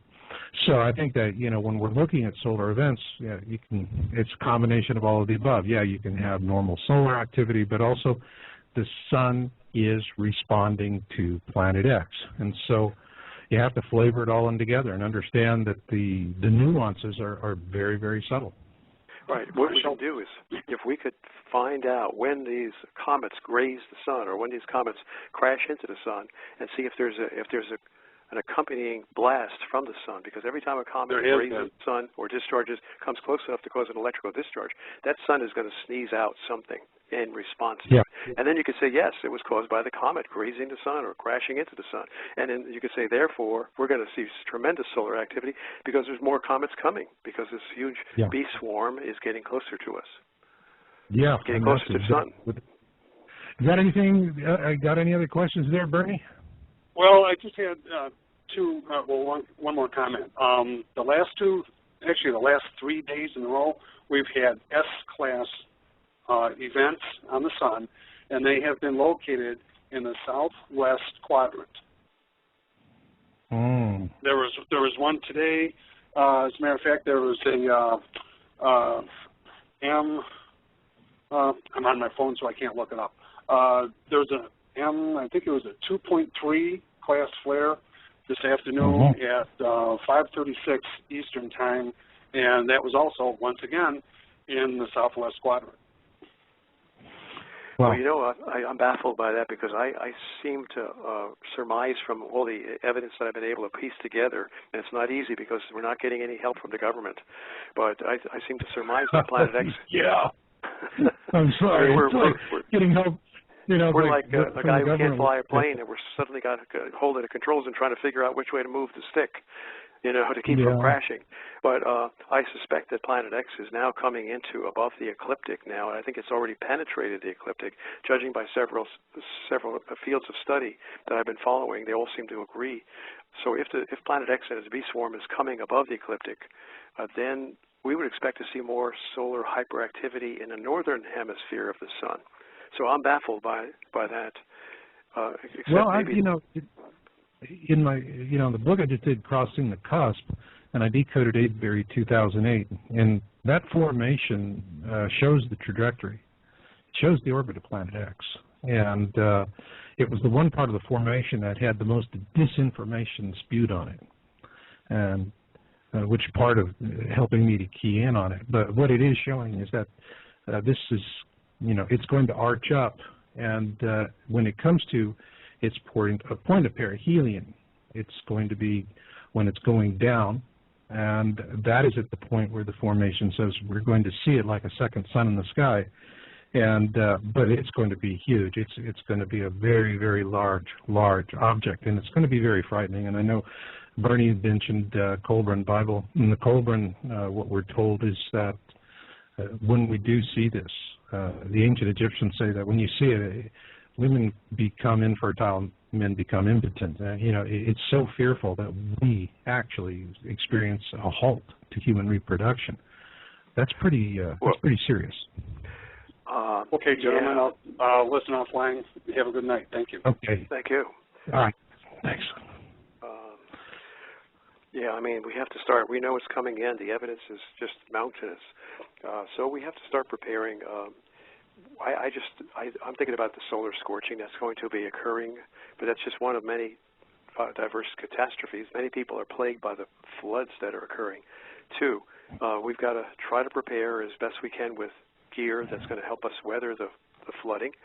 You know, inflatable rafts and various kind of wetsuits, impenetrable waterproof suits, things like that, you know, that we know we're going to need. We should start getting that for ourselves and for our families. Even a raft. I mean, it's going to be indispensable for people who are subject to flooding. And those who think that they've never had flooding before, like me, I have to expect flooding for the first time in 1,000 years, and maybe get a raft, an inflatable raft. Now, there's other things we have to worry about. Now, what about the hail? The hailstorms are going to be like grapefruit size. I know because I've been documenting it from the Weather Channel. I've got 250 hours at least of nothing but 6-hour videotapes with nothing but severe weather reports from the Weather Channel and numerous reports of baseball-size hail, even reports of grapefruit-size hail. Now, that's enough to kill people, obviously, and smash their windshields. I even have videos taken from people in their cars where they're screaming, and this hail is smashing through their windshield, videoed from inside the car. So I've got this idea that people can pick up on. Got to pass this on to a lot of people. There is material, there is stuff that you can buy at a gardening place. It's, I guess, I haven't looked it up yet, but it's like fencing, the kind of fencing that you would put around your tomato garden, and it's like thin rails that are all bound together in a sort of a row that you can keep the animals from getting into your garden. But it's very light fencing, and it's bound together with wires or something. Well, imagine taking a piece of that would go lengthwise across the top of your car. Now, you're driving, you don't have any, you have to be immediately protected against hailstorms because they could happen when you're on the highway doing 60 miles an hour. So you've got to have that thing, that shield, right on top of your car at all times, no matter how silly it looks. And this thing is going to block the hail if you mount it up there properly. It'll cover the entire top of the car. Now, it's just, I was thinking... It has to be light, though, light plastic that will deflect this major hail coming down. So that's an idea. See, I mean, I thought about ways of doing it. This seems like it's already made. It's already you want something that you don't have to manufacture. You want something that you can go to Home Depot or Lowe's Building Supply and just buy it. And fencing might be the way. Now, you got to mount it up on your roof. And maybe the ends of it has to be cut long enough so that it will extend across the top of your car from the front bumper to the rear bumper, cover the entire top of the car. It won't be able to cover the sides. And thus you will still have clear view as you're driving because this thing is over the top of the car. It's like carrying a mattress on your car. And just figure a way to mount it up there so it would be secure. That could save lives. If your car gets demolished, you're out of business. How are you going to get around when your car gets demolished by hail? An insurance company can't pay for it because they're flat busted from all of the claims that they have to pay off on. Well, that's what we're going to see. You know, I had Ehan Derave on, and he was in Japan after the quake and actually got back into the areas. And he said, you know, you had people living in tent cities, and they're eating white bread. And he said, I can come in here. He had a 4-ton truck. And he was, you know, whenever he could, he was bringing supplies out to these communities. But as he got further north, he was told, well, you have to get permission from like 4 or 5 different bureaucrats in order to bring in, you know, some fresh fruit and some vegetables that he would go and literally buy, you know, wholesale in Japan, same place where all the grocery stores are buying all their stuff. And, you know, he had the money to do it, couldn't get the permission. So these people are living on potatoes in white bread. And, I mean, talk about your blood sugar going to heck in a handbasket. I mean, how can you be positive and looking out for it? So, you know, folks have to think about that. But most importantly, you just have to be independent, and you have to look in your own area and say, you know, like, for example, I live out here on the West Coast, and I relocated recently, just early this year. But I made a point of making sure that I was on the uplift side of the San Andrea. All right? That's real important. And, you know, there's been a lot of psychics in the area where I live say this is one of the narrow strips of land in Northern California that'll survive because it's going to get pushed up as opposed to sinking. You know, the Central Valley in California was an inland sea. You know, I think it's going to become an inland sea all over again. But, and in that case, you're right. You definitely, you know, you want to have something that'll float. And also, you're going to be floating in filth and sewage. All kinds of awful stuff's going to be in there. There are going to be snakes and everything. You see this when they have these problems down in Florida. And, you know, and they were having it in New Orleans, where, you know, the snakes are getting flooded out and they're swimming through the water, and that was a dangerous situation. So you have to look at what is your local situation, and you have to take those threats that you would normally face, whether they're tornadoes or it's flooding, or it's earthquakes, or it's a tsunami warning area. You have to look at those, because those are the kind of things that are going to be accelerated. But then there's the one big one, solar radiation. And, we were talking about this earlier, and in the chat room, it really is something, that people are really getting out there. Now, when we're talking about Elenin and we're talking about Planet X, I have a question here Susan's thrown me from the virtual chat room, from Jerry IT. When will it become visible? Let's just say it is Elenin and it is Planet X. What do you think, John? Oh, I really don't know. I can't hazard a guess. I can just say that I believe that Elenin is probably one of the comets in the entourage of Planet X, and we may be seeing it sometime this year before the year is over. But the thing to really worry about is that question is not so important, not as important as how do we get prepared, or we know how to get prepared, and the answer is let's get started right now. I myself haven't done much because I've been so busy trying to warn other people, but I've got to get that inflatable raft. I've got to figure out some way to prevent the solar scorching. I know they have these solar blankets, these highly reflective blankets that campers use, and if we were to perhaps make sort of a dome structure with something highly reflective, that dome would not only resist heavy winds, if it were, a small structure, not the size of a house. Mm-hmm. Let's say about 12 feet in diameter, a dome. And there are places you can buy them. I forget, somebody was mentioning the name of, I can't remember the name of the company. Actually, it's Monolithic Domes. I did an interview on them on my other show, Cut to the Chase, and that's at cttcradio.com for those of you out there that want to listen in on that. And it's part of the ACP series, Advanced Community Planning series that I've been doing. And it's one of those things that, I get it thrown at me all the time. It's like, I'm doing this for the money. If I were doing it for the money, I would not be doing the Advanced Community Planning series, because a show like tonight is going to pull out the audience like crazy, and it's an important topic. But of more importance to me as a researcher is getting people organized and ready so that they can survive what comes. And that's what the whole point of the ACP is. I talk about, dry water harvesting and building a good survival structure, something affordable. And, that is something, it's just really hard to get people fired up to take that seriously. Well, Marshall, you gave me an idea. We should have a central location. Thank God for the Internet. On the Internet, where it could be nothing but survival information, because, you and I can only talk in generalities, but we can't really get people going on it because we're not giving them enough information as to instructional details. But if they went to a website, they could see pictures, they could see places where they could telephone to order the equipment. You could order, say, a dome, a 12-foot wide dome, that would come to your house in pieces. You put it together, then you would overlay this highly reflective foil that would reflect the sun's energy. At the same time, you would have, I'm sure they have, well, I would hope some inventor would have created an electric generator that takes solar energy and converts it to electricity for cooling. So you could take that heat from the sun and turn it into an air conditioner inside your dome, and then under the dome you dig a hole and implant one of these prefabricated or put together yourself underground storm shelters. So now you've got a solar reflector protecting you from the heat, and then you can dig deep and further escape the heat of the sun. At the same time, protect yourself from the killer tornadoes that are coming. So it would be a dual-purpose shelter. We could put that on the website and really get the people the details.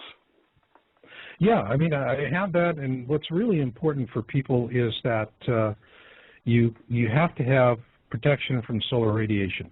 Actually, that's what in Planet X forecast we said, and I still maintain it, the single largest cause of death is going to be solar radiation. That's going to be the big killer. That stuff gets here at the speed of light, about 8 minutes. There's no warning. And for those on the sun side of the planet, when it hits, all you're going to know that it's hit is that you're going to just, like the Earth stood still. Everything's just going to stop working. That's electrical. That's got any kind of a digital circuit to it, because it's going to get hosed. It'll get cooked in its own juices. And at that point, you're in a period of storming that's going to last about 30 minutes. If you're standing out in the open, you're a poodle in the microwave. And so you got to find a place to duck out. I mean, that's really, really important. But sorry to say it, I've run out of time, John. So I've got to kick in the music. thanks for being on. I hate to cut it short. Thank you, Marshall.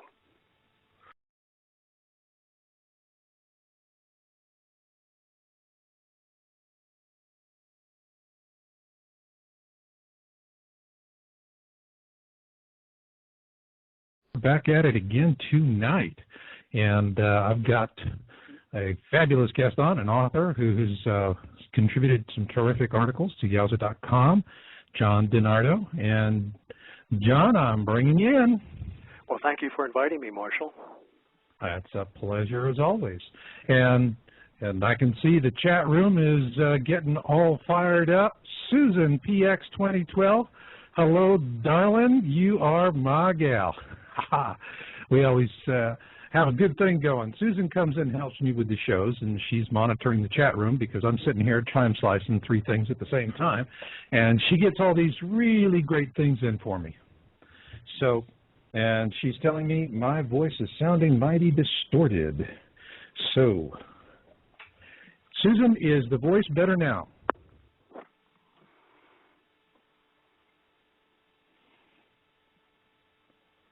All right, I'm in the studio.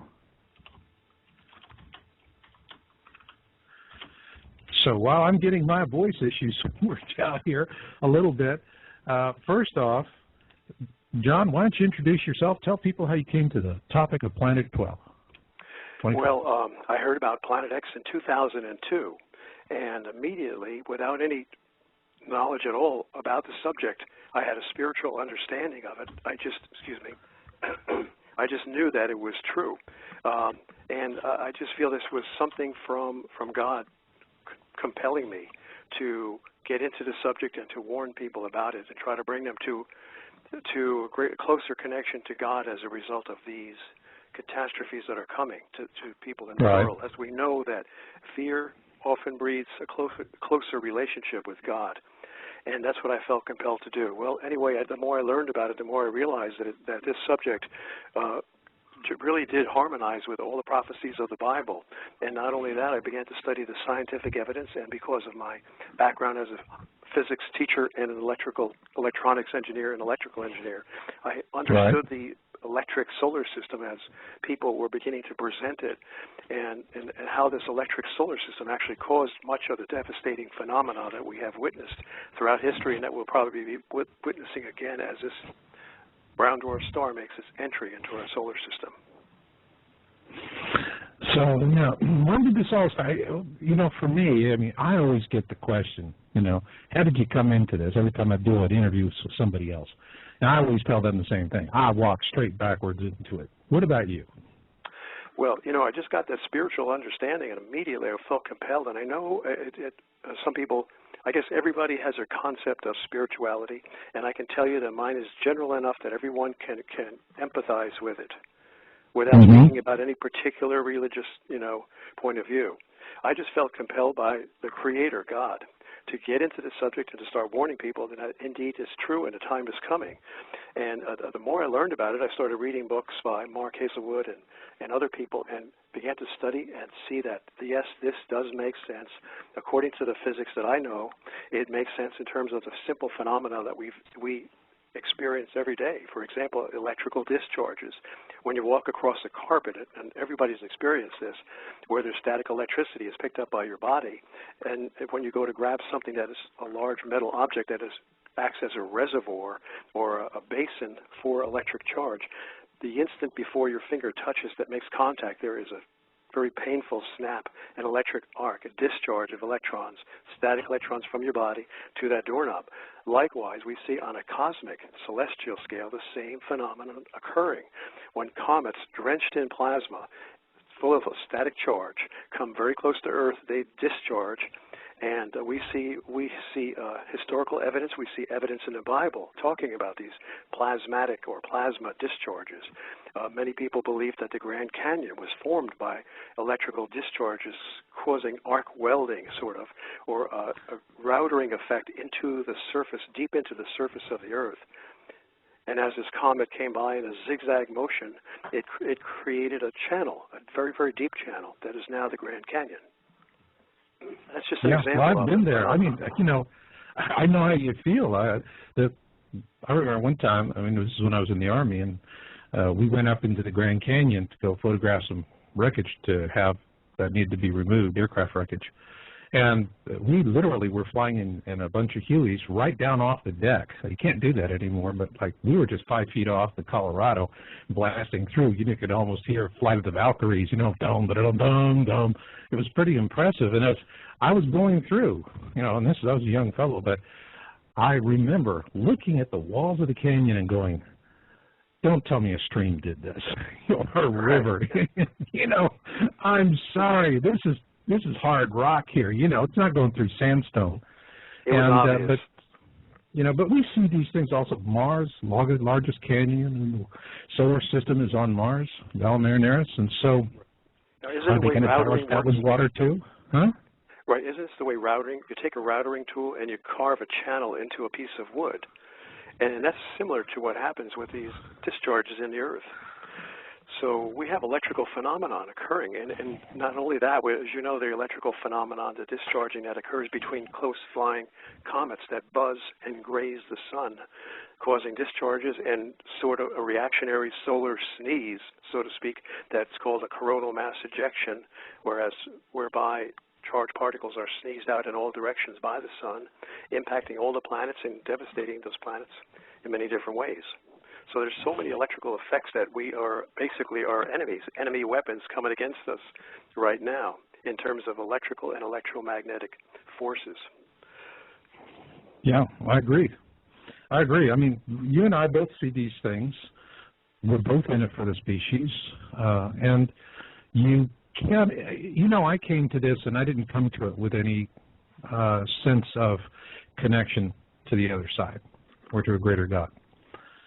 But as you are in it, about halfway, if you don't have that, it really piles up on you and makes you start to feel pretty hopeless. And on the other hand, if you can connect, and that doesn't mean you throw the science out. You got to find a balance between the two. It's almost alchemical, if you will. But when you do that, I find that it gives you a sense of balance and hope for the future. What about you? Oh, for sure. I mean, there's no human safeguard or platform or foundation that I can rest upon. No human being can look to anything that can look even to the highest achievements of man to protect themselves from these disasters. I mean, even the most technically guarded and founded, with the deepest foundations of technology and science, cannot protect these men of power from what's coming. I mean, they're building underground cities, and still they're concerned. They're very worried about the integrity of these cities. In fact, here's something that I got from somebody who's sort of on the inside, who's worked on the geological studies and the oceanographic studies that are going on right now. Okay, good. So, yeah, some good current data. Yeah, let's do that. And then, this guy was saying we'll have to get into it, and I want this because I'm doing research. Okay, well, this guy was saying that they're very much concerned about the integrity of their underground cities, even though they had, of course, the money to buy the very best geologist and determine what they consider to be the safest locations deep within the rock of the crust, Earth's crust. The Earth's crust, the lithosphere, is about 400 miles deep. And I guess they went down several miles and found what they consider to be the safest regions, but still they're concerned. So what they did was, this person told me that they've actually been creating earthquakes with HAARP around near those regions where their underground cities are, just to test the integrity of those underground cities, because that's how afraid they are of going down there and being buried alive. Whoa. That's some serious stuff. So they went down 2 miles, and now all of a sudden, the best laid plans of mice and men, right? Yeah, I mean, I don't know how many miles. It could have been 4 or 5. I'm not sure exactly.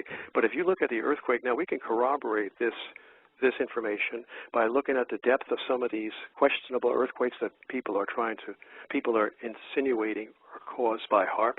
If you look at the depths of them, that might tell you that, yeah, maybe HAARP did generate these earthquakes at depths very close to those depths that are where the underground cities are built, just to test the integrity of the rock structure to see how well it'll hold up in a man-made earthquake. Wow. Well,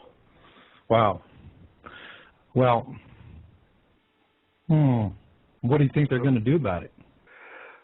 They're I mean, scared. in the long run, they're trying. So, I mean, there's the best laid plans of mice and men are failing. Now they don't know what they're going to do.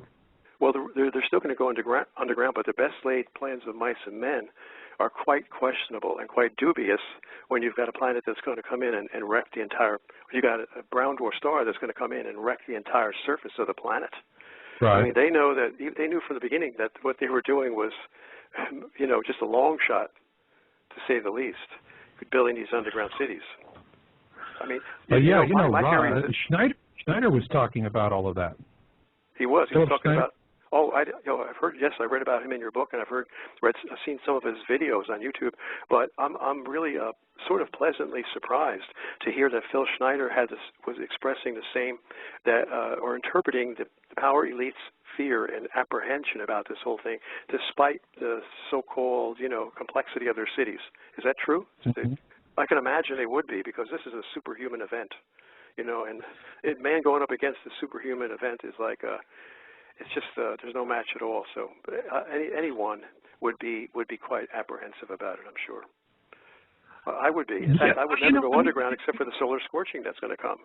That's the only thing that would drive them underground, is the solar scorching. Because how else can you escape it? Yeah. I mean, when we were doing the channeling research, we had guides that were telling us, and different guides, and they all said this 2 miles underground plan was not going to work out for them, that they weren't going to fare that much better than anybody that's on the surface. Well, yeah, I mean, but I'd rather be on the surface in an earthquake than underground, but I believe, this is my surmisal anyway, that's my best guess based upon what I see coming. And we know the solar scorching is coming. If you see the movie Knowing, you see a graphic portrayal of that solar scorching that will basically kill most of the life on Earth, on the surface. And that would be the only reason that I could think of why they would want to go underground. Certainly not to protect against earthquakes, certainly not to protect against floods. I mean, they would have to come back out of the ground when the flooding comes, come back out of the ground when the earthquake happens. And they don't know, because those events may be happening simultaneously. So I think they're scared. They're like a fighter, going up against a world champion, and they know they don't have a chance of winning that bout. Yeah, I mean, it's not working out for them. But it really goes to the heart of what we're going to be talking about tonight, which is dead men tell no tales. And I think that a lot of these incidents where people who were really getting to the heart of the matter met very sudden and tragic ends. And this was happening years ago, back even before, in some cases before I was even getting involved with it. And in particular, is that article, that fabulous article that you wrote for Yowza. And I can remember at the time we published it, I thought it was just an interesting article. It needed to go out. But what I realized was that after we published Planet X and the Mysterious Death of Dr. Robert Harrington, and by the way, for my listeners, in the show description is a link to that article on Yowza.com, and you can go and get there and see what was written. This was back in May 2008. But this explained to me why all of a sudden there was this inexplicable stoppage, as though the whole topic of us being in a binary star system fell off of a cliff. All of the astronomers and scientists and science writers got a simple, subtle message with his death. This is a third rail topic. People with power will not tolerate you talking about it. And if they can take a run at you, that's it. You're going to be running a spumoni cart in front of the Colosseum in Rome if you're lucky. But with his death, I mean, I think it's really necessary for people out there to understand the mindset of the people who did this, because, as you just mentioned in the opening of the show, things are not working out, okay? And the dots are not connecting the way they thought it would. And they went to extreme measures to, well, let's just call it what it is, to assassinate people that wanted to come out and tell the rest of us poor schmoes what the heck's going on. Robert Harrington was one